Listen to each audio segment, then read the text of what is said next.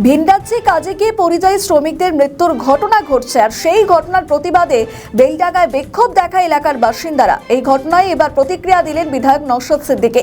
তিনি বলেন, এর দায়ভার রাজ্য সরকারের ওপর বর্তায়। পাশাপাশি এসআইআর হিয়ারিং এর নামে অহেতুক হয়রানির অভিযোগ উঠছে বিভিন্ন প্রান্তে। এই নিয়েও প্রতিক্রিয়া দিলেন তিনি। ঠিক কি বললেন? তবে তিনি বলেন যে শান্তিপূর্ণভাবে প্রতিবাদ করা দরকার। কোনো ক্ষেত্রে হিংসার পথ ধরলে সেই পথে আমি ছিলাম না, থাকবও না। অনুরোধ, শান্তিপূর্ণভাবে প্রতিবাদ হোক। আর কি বললেন নওশাদ সিদ্দিকী, শোনাবো আপনাদের। ভিন রাজ্যে অত্যাচার হচ্ছে, সে অত্যাচার বন্ধের জন্য রাজ্য সরকারের যা পদক্ষেপ নেওয়া দরকার সেটা নেয়নি।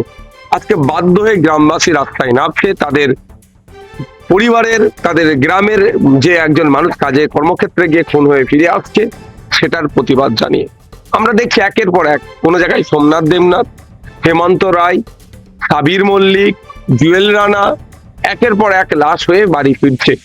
এই যে ভিন্ন রাজ্যে কাজে গিয়ে অত্যাচারের সম্মুখীন হতে হচ্ছে, হত্যা হয়ে ফিরে আসছে, সেটা রোধের জন্য রাজ্য প্রশাসন, লেবার ডিপার্টমেন্ট, ইভেন মুখ্যমন্ত্রী সেই ধরনের কোনো সদিচ্ছা দেখতে পাচ্ছি না।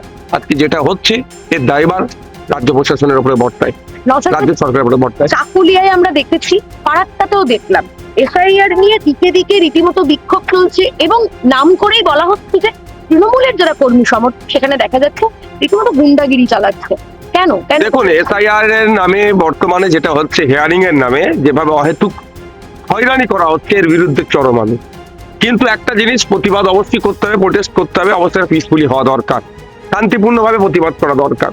কিন্তু ওই কোনো ক্ষেত্রেই হিংসার পথ অবলম্বন করলে সেই প্রতিবাদের সাথে আমি নাই, ছিলাম না, আছি না, আগামী দিনে থাকবো। তাই আমার অনুরোধ, অ্যাপিল, যেভাবে নির্বাচন কমিশনের পক্ষ থেকে নামের বানান ভুল, বয়সের তারতম্য, সন্তানের সংখ্যা নিয়ে, এবং ইভেন নামের একটা ডট এক্সট্রা থাকার জন্য বা কোনো জায়গায় না থাকার জন্য এ ধরনেরও ডাকা হচ্ছে। 2002-এর বা আপনার এসআইআর লিস্টে নাম ছিল, তাকেও ডাকা হচ্ছে, পরিবারের নাম আছে তাদেরকেও ডাকা হচ্ছে। এই যে অহেতুক হয়রানি করা হচ্ছে, এর বিরুদ্ধে প্রতিবাদ হওয়া দরকার।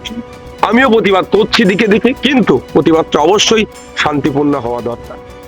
আমাদের ভিডিও ভালো লাগলে লাইক ও শেয়ার করুন। কমেন্ট সেকশনে আপনাদের মতামত জানান। আরও ভিডিও পেতে আমাদের চ্যানেলটিকে সাবস্ক্রাইব করুন এবং প্রতি মুহূর্তে খবরের আপডেট পেতে প্রেস করুন বেল আইকন।